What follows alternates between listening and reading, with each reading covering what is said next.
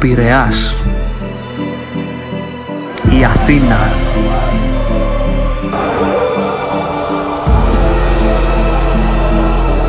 η τρέλα του κόσμου σε όλη την Ελλάδα, το γήπεδο Καραϊσκάκης, η πιο όμορφη υπόγεια διάβαση του κόσμου, η βαριά κληρονομιά που μας άφησαν, τα αδέρφια μας στο Βελιγράδι και όλη την Σερβία, και η ταβέρνα του Μύρα στον Πειραιά, εκεί που πρωτοακούστηκε από τα χείλη του Καμπέρου η λέξη Ολυμπιακός.